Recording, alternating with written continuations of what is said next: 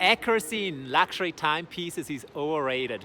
Let me try to make this case despite, as a Swiss citizen, having it in my DNA to value punctuality. And despite being the proud owner of one of the most accurate movements today, the Grand Seiko Spring Drive.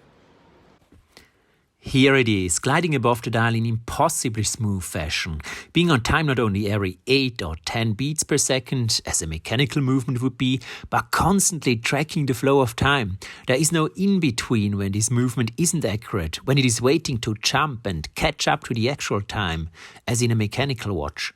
One gets the impression that the spring drive movement is as much in touch with the flow of time as time itself.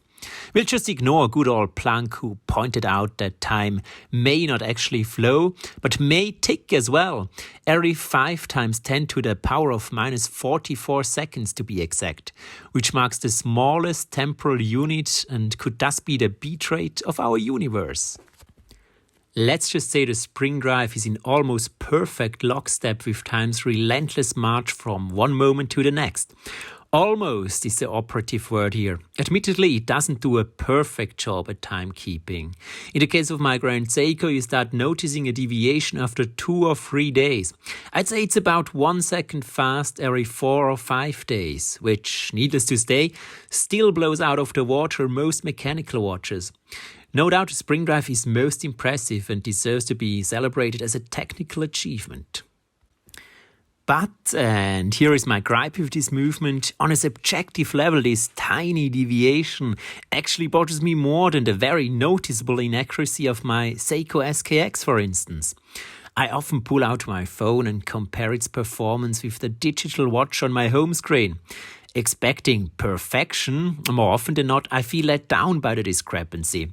Pulling out the crown, waiting for the second hand to finally reach 12 o'clock and setting the watch so that the second hands are in perfect alignment again.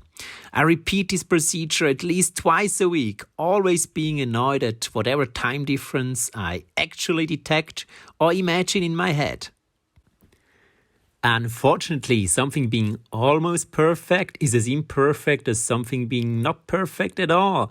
When it comes to my Seiko, I don't care about its very subpar performance, not expecting it to be an atomic clock for the wrist to start with. In fact, I expect it to be wildly off and find myself positively surprised if it happens to indicate the correct minute of the day. I've long stopped setting the date and day, and sometimes I don't even bother setting the rest of the watch either, just letting it tell whatever time it wants. Sometimes I even welcome my watch's inaccuracy. Not so much when they are going slow, which might lead to me not being able to enter that Zoom meeting at work anymore, but when they are going fast. Arriving somewhere 3 or 5 minutes early can lead to interesting episodes, me taking the time to check out the surroundings or strike up a conversation with a stranger at the bus stop. Having extra time causes an unexpected opening, an interruption in the otherwise so tightly planned and set in stone daily schedule, an opportunity to do something else and to escape, if just for a moment, from the chores of everyday life.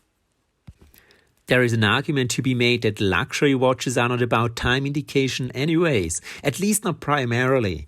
If they were about that, we'd all be wearing Apple watches and laugh about those mechanic anachronisms, those hopeless things from the past, striving to hit the mark but always falling short.